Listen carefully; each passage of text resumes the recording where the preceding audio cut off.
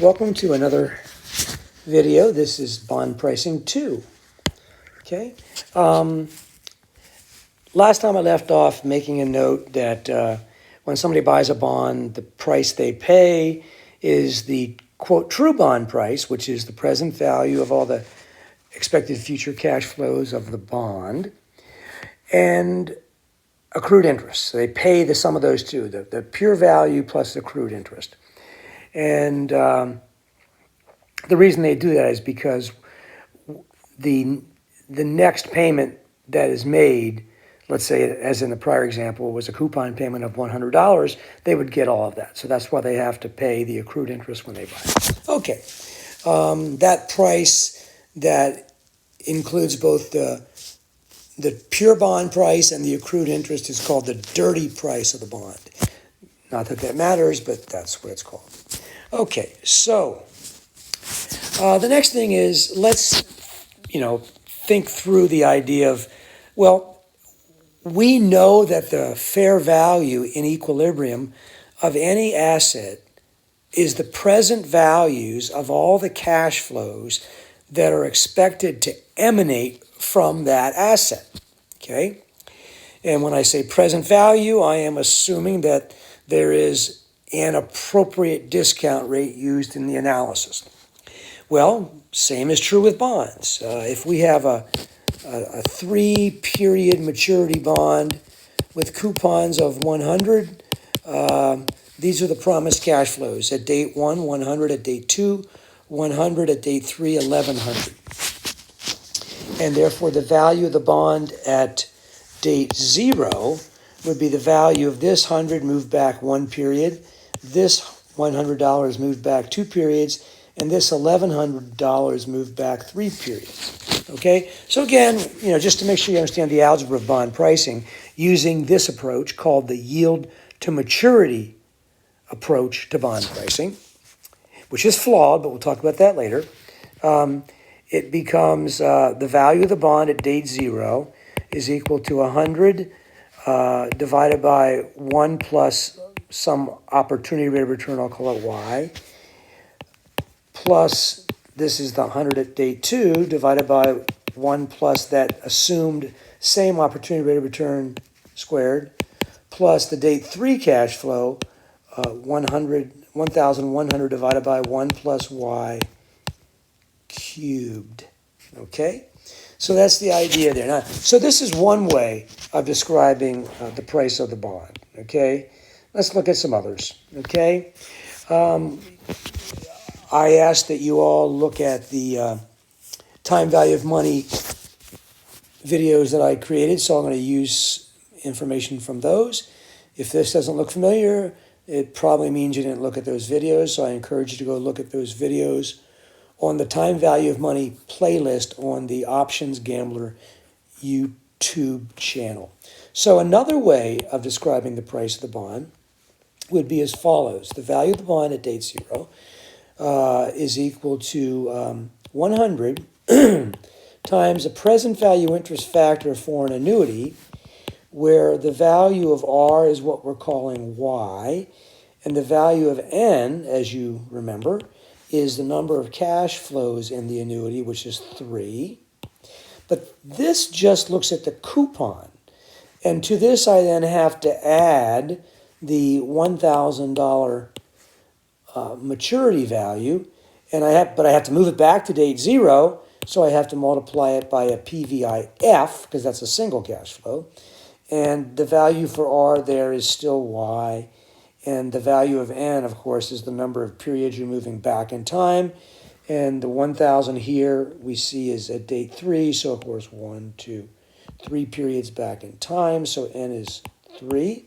Remember, the meaning of N with a PVIF interest factor is the number of periods you're moving a single cash flow back in time. The value of N in the PVIFA, just to remind you right here, is the number of cash flows in the annuity. Okay, so equation number 2 is one way of calculating the value of the bond. Let's look at it yet another way, number 3. The value of the bond at date 0 could be said to be equal to 100 times a PVIFA where the opportunity rate of return is y, and n is 2, and then to that I would have to add 1100 times a PVIF, where our opportunity rate of return R is y, and n, the number of periods we're moving back in time, is 3. So that's another way. And here I'm just kind of separating out this $100 and this $100 and pretending that's an annuity, and then just considering this a single cash flow of $1,100. Okay? So that's yet another way of correctly determining the value of a bond at date 0. So there are several ways of doing these things. Just remember, whenever we use a PVIFA, like we are using here, okay, it always gives us the value one period prior to the first cash flow. Let me test your memory. Whenever we use an FVIFA, we're not doing it now, but whenever we do, when does that give us the value as of for an annuity? And the answer is the date of the last cash flow. If you don't understand that, then watch the time value of money playlist on my Options Gambler YouTube channel. Very important that you know that. You should know that, Cole. Alrighty, so now continuing with bond pricing. Let's recognize the fact that bond prices change over time, and we know that if the opportunity rate of return Y changes, then bond price will change. Okay, and Y is the yield to maturity. It's the interest rate that applies to this bond. It's the relevant market interest rate for this bond, for bonds like this bond and other bonds similar to this bond. Similar in what characteristics? Well, in risk, as in default probability, as well as maturity, and some other factors we'll talk about as we go through this, okay? So if yield changes, then bond price will change. Now, one thing you should know about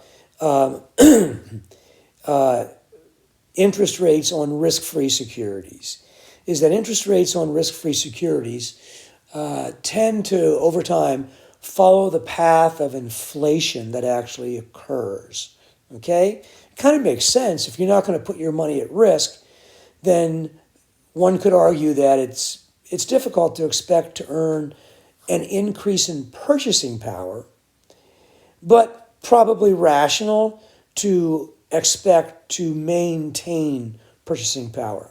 So if yields relevant to bonds stated in after-tax terms follow the path of after-tax inflation, then the implication is that investors can, on average, expect to maintain purchasing power when investing in Treasury securities, which are default free. So in this example, I'm thinking through Treasury securities because by assumption, they have no default risk, okay? And so if yield to maturity changes, then bond prices change. But it's also true that bond prices can change even when yields to maturity don't change, okay? And here's a neat example to understand this, okay? Let's assume that at date 0, a bond is issued with a maturity of 3 periods and a coupon rate of 4% per period. Now, our periods are just referred to as periods. In the real world, the periods are 6 months. So this is a bond that in the real world would have a maturity of 1.5 years. There are no original issuance Treasury securities with maturities of 1.5 years. It doesn't matter. We're just trying to understand the algebra of this. So the coupon rate is 4%. In the real world, they would call it an 8% bond because they use they follow the tradition of referring to annual rates, which of course is flawed for reasons. You'd rather get 4% every 6 months than 8% every year, because the 4% interest you earn on the first 6 months would then earn interest for the second 6 months, and you'd be earning more than 8% for a year if you earn 4% per half year. But you should know that. Okay, so here we have a bond, maturity 3 periods, coupon rate equals 4%. And let's say it goes out at par, which means the investment bankers chose 4% as the coupon rate when they were advising the firm in its issuance of the bonds, because that was what they considered the YTM that was relevant to this security at date 0 when the bond was going to be issued. So the YTM per period was 4%. And that made sense because then the promised cash flow stream of this bond would be 40, 40, 1,040. And please check for yourself, make sure you understand very well that $1,000 is exactly 40 divided by 1.04 plus 40 divided by 1.04 squared plus 1040 divided by 1.04 cubed. Do that math on your own. Just make sure you realize that that is precisely equal to $1,000. Okay, now let's make an assumption. 1 minute after this bond is issued, some supply shock occurs and it alters interest rates globally. So let's just assume that interest rates 1 second later, so the yield to maturity, interest rates relevant to this bond, at date 0 plus, not 1 second, 1 minute, suddenly becomes 6%, a 200 basis point change. Remember, a basis point is 1/100th of 1%. There are 100 basis points in 1 percentage point. So going from 4 to 6% is an increase of 2%, or more clearly, 200 basis points. Okay? So this is the new yield to maturity. So the price of the bond, the value of the bond at 0 plus 1 minute, and you can see the reason I'm saying plus 1 minute is because we're going to ignore that minute in a moment, would then become 40 divided by 1 plus the new y, which is 0.06, plus this 40 divided by the new y, 1.06, which is the new y plus 1, then square, because it's a date 2 cash flow, has to go back 2 periods in time, plus the date 3 promised cash flow of 1040. Oops, sorry. Of 1040 divided by 1.06 cubed. Okay? And that's the new price. And of course, since the discount rate is less than the coupon rate, which obviously is 4%, we know that because the coupon is 40 and the face value is, the maturity value are both the same as 1,000. So we see that now the yield to maturity exceeds the coupon rate, okay? And that means these cash flows are going to be, quote, penalized more in calculating their present value. And therefore, this value at 0 plus 1 minute is going to be something less than 1,000, okay? And what I want you to realize is if interest rates, let's just make a simplifying assumption. Let's assume that interest rates remain at 6% for the remainder of the life of this bond, okay? Then the value at date 1, when all we have left are, at date 1, this cash flow is paid. So it's like this becomes the new date 0, this becomes the new date 1, this becomes the new date 2. So we really have 2 cash flows left, 40 and 1040.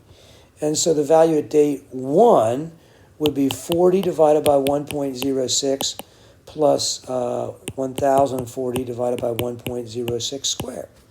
Okay? And this is a value that's less than 1,000, but it's greater than the value here. And then the same idea as we jump ahead one more period, okay? The value of the bond at date 2, now the only remaining cash flow is the 1040, and it's 1 period away. So the value would be, at date 2, would be 1040 divided by 1.06, because again, now it's like here is the date 0 because this has been paid, and this is date 1. And so you got to discount the 1040 back in time now, only one period. And when we do that, we do it like this, okay? And then this value is going to be less than 1,000, but greater than the value here, okay? So graphically, what we get then, if we look at there's 1,000. It's not 0. It's 1,000. Okay, and so here we have the price of the bond, and here we have time. Okay, there's date 1, there's date 2, there's date 3, and the price of the bond. I'll now change the color to something that's easier to see. I guess this would work. Okay, so we started off at 1,000, and then a minute later we went down here, and then at date 1 we were here, at date 2 we were here, and then the value at date 3, the value of the bond, not including interest, would of course be $1,000. So it's going to be right there. So if I, because the interest is paid and the value of the bond itself then is 1,000. It's the maturity value. And then we have this kind of line right here. And that shows the path of bond price as a function of time as time ticks away in a very special case. And the special case is when the yield to maturity has changed from what it was originally and then remains at that new value. In our example, the yield to maturity started at 4%. 1 minute later, it changed to 6%. Then it stayed at 6% for 3 years, 3 periods rather. And then this line here charts the bond's price path. Now, what do you think would happen if, what if the yield to maturity at date 0 plus 1 minute, instead of being 6%, became 2%? Okay, what about that? Well, we'd have the same thing in reverse. And I just want you to realize that we'd end up with a chart, I'll put it now in this orangey color, that would show the path of the price as time passed away, assuming that interest rates were 4%, and then 1 minute later, when the bond was issued, interest rates were 4%, same as the coupon rate, and then 1 minute later, market interest rates changed to 2%, and here we're going to show the price path of that. So the price starts here, then goes to here, and then it would be here, and then here, and then lo and behold, we get something like that. Okay? It's the, I guess, the inverse of this line. I believe that this line would be called the inverse of that line. I'm not positive, but I think that's the right mathematics language. If it's not, please let me know. Anyhow, so there you go. So this case here is a premium bond. Its price is above 1,000 at all times during its life, beyond the initial point. And this bond down here is a discount bond. Not a pure discount bond, that's something different, I'll talk about that in a moment, but a discount bond is selling under 1,000, okay, under face value. Okay, so that's important stuff to know. I have a spreadsheet I sent you where it's called bond duration, not the one that's a PDF, the one that's an Excel spreadsheet or Excel workbook. And there's a spreadsheet called bond duration, and you can use that to figure out these bond prices if you're interested. But just make sure you understand this, because that's important. Why is it important? Because this shows that, hey, bond prices can change even when market interest rates aren't changing. That's what this up here is showing you, that it's possible for bond prices to change even when relevant market interest rates are not changing. Well, that means that bond prices will change when market interest rates change, And they can also change even when market interest rates aren't changing. A good question would be, when can bond prices change even though yields to maturity that are relevant to that bond aren't changing? And the answer would be when the coupon rate differs from the yield to maturity and time is passing away. That's what I showed you above. Very important. Okay? I guess that's enough for this video. Thanks for watching.